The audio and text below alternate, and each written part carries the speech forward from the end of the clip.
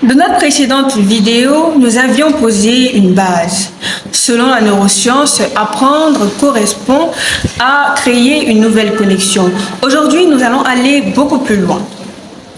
Nous allons regarder comment cet apprentissage se vit concrètement à chaque étape de la vie. Pourquoi le signal se coupe? Pourquoi la mémoire se dissout? Un seul mot, neurosciences.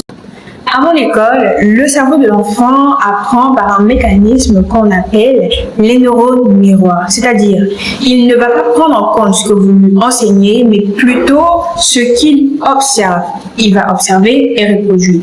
Il réagira comme vous réagissez avec lui. Il parlera comme vous parlez avec lui. À cet âge-là, soit vous créez des enfants leaders, éloquents et génies, ou encore des enfants timides, nerveux, souvent étiquetés de moins intelligents. Alors, comment créer des génies avant 5 ans? Très simple. Vous allez travailler sur son environnement. Parents, cousins, neveux, nounous, grande famille, tous devront travailler sur leur personnalité. Cela parce que l'enfant reflète ceux qui interagissent avec lui. À partir de 5 ans, les parents ont tendance à vouloir copier le modèle occidental. Garder l'enfant à la maison, devant la télé, sur ses cahiers, le restreindre au monde extérieur.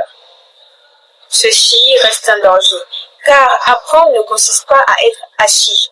Non, loin de là, elle nécessite autre chose. Des activités qu'on appelle extrascolaires, qui ne sont pas un luxe et ont été confirmées par la neuroscience comme activités qui vont aider l'enfant, qui vont prédisposer l'enfant à la concentration scolaire.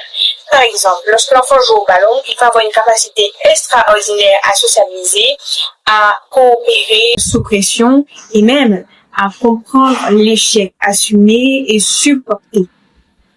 On va même remarquer que la plupart des jeunes Africains sont à l'aise en société. Ce n'est pas l'effet d'un hasard, mais plutôt la conséquence des jeux de rue, des activités en communauté.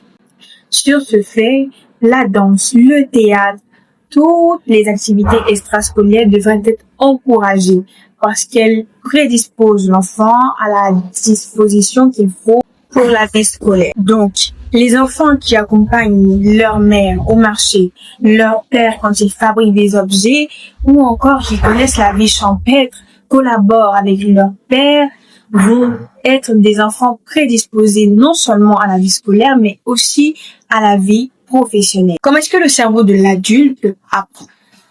Il lui faut des conditions, parce que sa capacité d'apprendre devient beaucoup plus lente par rapport à celle de l'enfance, mais beaucoup plus solide. Et pour qu'elle soit plus solide, il faudrait la première condition, que le cerveau lie la nouvelle information aux anciennes informations.